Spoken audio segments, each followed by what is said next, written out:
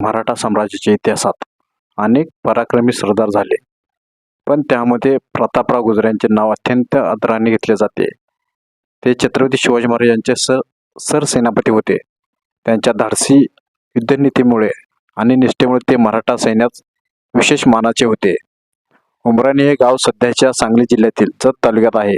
ऐतिहासिक काळात हा भाग आदिलशहा आणि मराठा साम्राज्याच्या संघर्षाचा महत्त्वाचा प्रदेश होता. इसवी सन 1673 मध्ये विजापूरच्या आदिलशाहीकडून बहलोल खान नावाचा बलाढ्य सरदार मराठा प्रदेशावर चालून आला. त्यांच्याकडे मोठे सैन्य, हत्ती, घोडदळ आणि शस्त्रसामुग्री होते. त्यावेळी शिवाजी महाराजांनी ही मोहीम थांबवण्याची जबाबदारी प्रतापराव गुजर यांच्यावर सोपवली. प्रतापरावांनी थेट समोरासमोर युद्ध करण्याऐवजी अत्यंत हुशारीने रणनीती वापरली. उमराणी परिसर कोरडा असल्यामुळे सैन्यासाठी पाणी अत्यंत महत्त्वाचे होते. प्रतापराव गुजर यांनी बहलोल खानच्या सेनाभोवती घेरा घालून त्याच्या पाण्याचा पुरवठा बंद केला. मराठा सैन्याने रात्रीचे अचानक हल्ले, वेगवान घोडदळ, दिशाभूल करणारी हालचाली केल्या. त्यामुळे आदिलशाही सैन्य गोंधळले. काही दिवसातच बहलोल खानचे सैन्य थकले, घाबरले आणि पाण्याअभावी कुंपत झाले.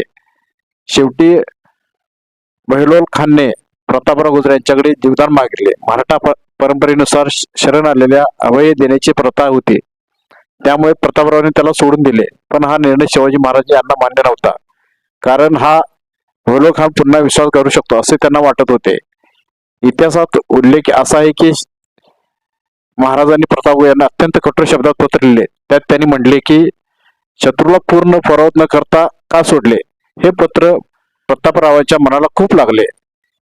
यानंतर बहलोल खान पुन्हा मराठा विरोधात उभा राहिला. तेव्हा प्रतापराव यांनी फक्त 6 मावळ्यासह थेट शत्रू हल्ला केला. नेसरी येथील झालेल्या भीषण लढाई प्रतापराव यांनी अतुलनीय शौर्य दाखवत वीरमरण पत्करले. यांच्यासोबत विसाजी बल्लाळ, काशीबा, दीपाजी राऊत, विठोबा शिंदे, सिद्धी हिलाल यांच्यासारखे शूर मावळे शरणागती पडले.